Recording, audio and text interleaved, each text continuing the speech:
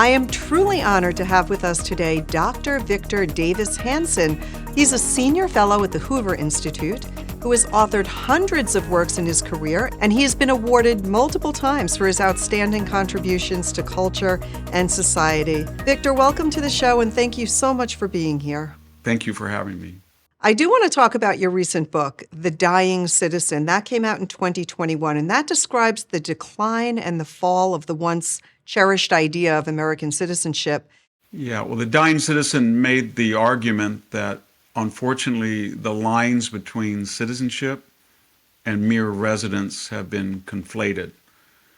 And it used to be that citizens had unique rights and responsibilities. Only they could vote, only they could hold office, only they could work in a campaign. And they could leave the country when they wanted as long as they had a passport, only they served in the military, etc. But now I think all of those singular responsibilities and rights have been taken away. In other words, if you come here illegally and you reside here, you can join the military, you're eligible for public services. You don't need a passport, apparently, not only to cross on foot, but as we learned this week, to fly into the United States illegally without a passport or any visa. And the only thing I think that remains singular is that so far you have to be a citizen to hold office. But here in California, that's being challenged. And we have people who are here who are not citizens who are voting in, say, education board elections. So it's already started. So we have 50 million people now that are residing on American soil that were not born in the United States, and the vast majority of them are not citizens. And so if you have a body politic with huge numbers of people who don't know your customs or traditions or the history of your country or what its values that unite such diverse people are, then you're going to break down into a tribal society. And that's one of the fears of the book. Dr. Hanson, I want to just touch on something that I thought was incredible last week or just a few days ago. You authored this powerful article. I just want to read something that was part of that article, which really stuck with me. It reads, "The citizen is the serf, the illegal alien, the veritable citizen. The former needs a passport to re-enter the country. The latter is waved through. There is a slob in gym shorts and a hoodie establishing dress codes for the Senate, teen murderers bragging that they won't spend a day in jail, and a would-be state legislator filming herself doing sexual gymnastics while begging for cash only to be upset over invasion of her privacy. So the left got what it wanted and gave us our new America." And you know, Dr. Hanson, for me, sitting here as a mother and grandmother, and as I listen to our over 2 million AMAC members, they agree with that. And you've put it very pointedly here. How do you think that these kinds of things really impact everyday, hardworking, tax-paying Americans? And what do we do to reverse course? Because things day by day seem to be getting worse. Yeah, I think in the past, we knew there were high crime areas, or we had porous borders, or we knew that our criminal justice system broke down. But what we never imagined was there would be a systematic effort to destroy the whole principles or the protocols or the way we do. So it's not that the border is porous. Apparently people in this administration don't believe in borders at all, and there is no border. Or we believe in this administration that the criminal justice system is unfair, and therefore the people who break laws are themselves the victims, and the people who are victimized are somehow guilty of, cosmic crimes that deserve that. And that's why we see smash and grab and carjacking with no consequences. And I think almost every one of these issues, the key theme is that the left is not content with a piecemeal overhaul or deterioration of customs and norms. They want to take everything as we've known and reduce it to nothing and replace it with their view of utopia. So people on the conservative side will say, well, we need to win this election, or we need to appoint conservative justices. People on the left say, no, we're going to get rid of the whole electoral college when it doesn't find itself useful. We're going to pack the court to 15 justices. We're going to let in 2 new states. We're going to get rid of the Senate filibuster. We're going to bring in 8 million people in 2 years from the South. They look at problems in a very different way as Jacobin revolutionaries. And I think the way to combat that is we have to kind of wake up, and we play by the Marquess of Queensberry rules, and they don't. So we don't want to emulate their lawlessness, but I think we have to be realistic that every person who believes in a traditional America as envisioned by our founders in the last 233 years of custom and history has to come out of the woodwork. I think what's happened to a lot of people in traditional America, they just say, I'm moving out of California. I'm moving to a small town. I never watched the Oscars. I don't even know what the Emmys are. I don't watch the NBA. I tuned out of Hollywood movies. That's good, and I understand that, but you're ceding that whole arena, same thing with universities, to the left. Ford Foundation, Stanford University. I think a lot of people need to have a different attitude as, wait a minute, these people are in a minority. Every issue they do not warrant on the border, on energy, on crime, on the economy, on what happened in Afghanistan. They do not earn 51% in polls. So why should we turn over the country to them just because they control our institutions, media, corporate boardroom, K through 12, academia, entertainment? We're going to have to each, according to our stations, say, you know what, in my sphere, my environment, my landscape, I'm going to fight back, and I'm going to call them out. I'm going to vote. I'm going to give money to particular causes and candidates. I'm going to be active because in the past, my passivity hasn't worked, and they view passivity as weakness to be exploited, not as magnanimity to be rewarded. And so we're not going to do it anymore. And if we don't do that, I think the country in another 4 years will be unrecognizable. And I agree there entirely that the time to act is now. And, for anybody listening, get involved, join AMAC Action, because that's precisely why we formed AMAC Action, is so that we could give everyday people a vehicle to speak their mind and see things happen, actually impact change here in America. And, Dr. Hanson, when I saw and heard Chuck Schumer come out just before Election Day 2020 or 2021, it was in 2020, November of 2020, he said, we're going to fundamentally change America. And there was just this, America was going in such a great direction, and I don't think people were understanding that. In fact, that is what the left wants to do. They want to fundamentally change the way our country operates. They want to essentially erase individual freedoms and in place put their bigger government and more government control. It's that simple. Yeah, and they don't differentiate from the trivial to the fundamental, everything. So Chuck Schumer, just to take your example, just to satisfy Mr. Federman, he destroyed 200 years of custom in the Senate. Now you can walk into the Senate with no dress code. And if you remember in 2018, the same Chuck Schumer assembled sort of a radical throng of pro-abortionists that actually went to the Supreme Court, and they went right to the doors of the Supreme Court, and they said, Gorsuch, Kavanaugh, you sowed the wind, and you're going to reap the whirlwind, and you're not going to know what hit you.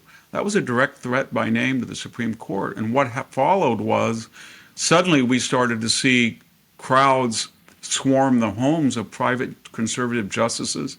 We even had a potential assassin who was arrested outside Justice Gorsuch's house. And then the media began attacking them personally.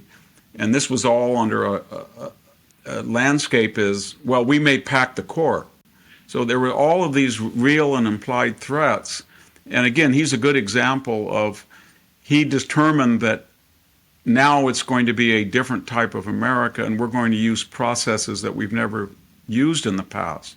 And, sometimes a process, we're going to rename the foundational date till 1619. Sometimes we're going to have a dress code that is no dress code. And all of us say, well, that's just a trivial, but they're accumulative and they add up. And someday we wake up and we say, my gosh, I don't recognize Yeah, this. how did Or we get for here? me, one day Absolutely. I watched, I don't know, I had been going to speak in San Francisco and I just realized how filthy and dangerous it had become and how weird it was with cars that had the windows down with placards that say car unlocked, nothing here, so they wouldn't have their windshields.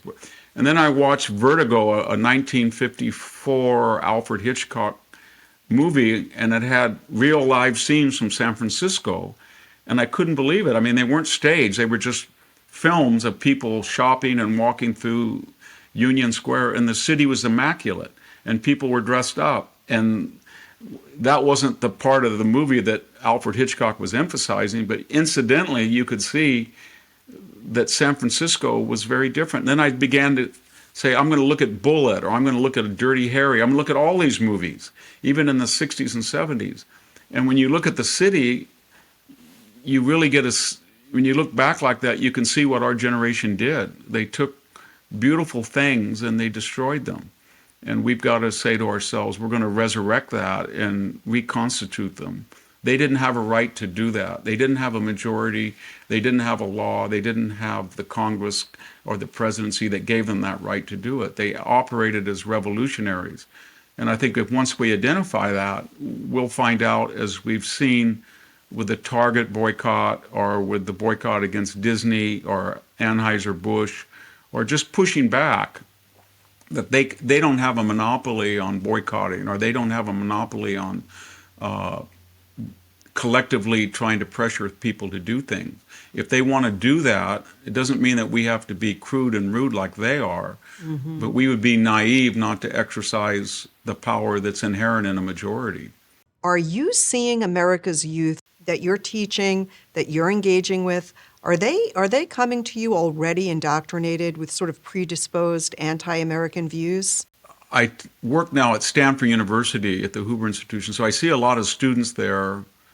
I have some contact with Cal State where I retired. At Hillsdale, it's a little different because it self-selects as people who want to go there for traditional reasons. But in general, if you have abandoned civic education, and we have for a decade or more, then you have whole generations that don't know what the Battle of Gettysburg. They have no idea what the difference in World War I or World War II is. If you say, do you know who FDR or Harry Truman? None of them know. And that's kind of a sad ignorance, but it's been replaced by an arrogance. And by that arrogance is they have been indoctrinated in DEI or ESG, or so they'll say to you, but this is a systemically racist country. And then you say to them, okay, let's examine that proposition.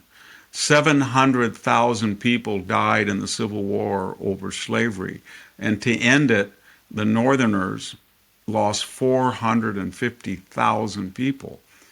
And they say, when was that? And I said, you know who General Grant was and General Sherman? No, I don't. They have no idea. So one of the things we don't appreciate with the left is it wasn't that they just indoctrinated people. They had to Trotskyize or erase all of their reference that were positive about America. So July 4th went out and was replaced by 1619, as I said. And this idea of systemically racist is very funny because when you put adjectives in front of racism, inherently racist, systemically racist, it means that you can't find racism. So you have to say, well, it's like air. It's everywhere, but only I can detect it, or oxygen. And in the process, we've got to remember this generation was told it's okay to have racially separate graduations at college, racially separate dorms, racially separate safe spaces. They have euphemisms, they'll say theme houses, for example, with racially separate dorms. But little by little, inch by inch, over the last decade or two, we've created a whole generation that has a very negative view of their country and very little knowledge about it. And that combination, unfortunately, of ignorance and arrogance is really a fatal duality. It really becomes obnoxious, and it gets kind of dangerous when you have all these young people who are zealots, but their only basis of their zealotry is indoctrination, not knowledge. Yeah, I do have a final question before we let you go. I do want to say that, many do say that history is a mirror, right, to our own times. How has your deep knowledge of history really shaped your understanding of contemporary issues? And can you leave us maybe with some inspiring examples of how history itself and your study of history has influenced your perspective? Well, it's not always linear. It's cyclical, and there are bad detours, but there's always recovery. I think you can make the argument the Roman Empire was generally thought to be through with the end of Republic, and say around the birth of Christ. But it lasted for another 5 centuries. And in the East, the Byzantine Eastern Empire lasted for another 1,500 years after the Roman Republic had ceased. And the same thing has been said about the United States during the Great Depression. They felt that capitalism was through, it didn't work. During the Civil War, they said the North can never win the war, and we're going to have 2 separate countries. During the Revolutionary period, people said there's no way we can defeat the British Empire. But there were always cycles of renewal, and the pessimism wasn't all determinate. So I think we all have to say to ourselves, as long as we have this Constitution and the basics of our government, and we have the majority of people who grow up traditionally, and that is with confidence in their system, or maybe with the idea that you don't have to be perfect to be good, or you just have to be better than all the alternatives that are around the world. And most people still believe that. And so they have it in their power to change things because they are the majority. I love that message of hope. And that's what it all comes down to. And, we've got one shot to really, in my view, this next election, 2024, it will be a huge determinant in where is America headed. And we are in such 2 different tracks right now. You've got people who do want to see a socialist country, and others who want to hold on dear to the greatest documents, I think, ever devised by man. That is our U.S. Constitution. Dr. Victor Davis Hanson, thank you so much for your time here. And I want to encourage all of our listeners to get your hands on his fabulous book coming out in the spring, The End of Everything. Again, thank you for joining me. Thank you for having me. Today's episode is sponsored by Emergency Assistance Plus. Now, your membership with EA Plus provides you with an extra layer of protection anytime you travel.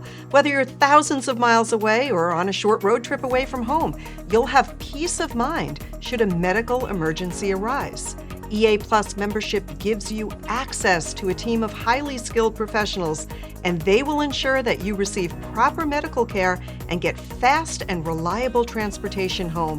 Get that extra layer of protection anytime you travel. Become an EA Plus member today. Call EA Plus at 800-445-3575 or visit emergencyassistanceplus.com/BFA podcast. The Association of Mature American Citizens is the conservative voice for Americans 50 and older.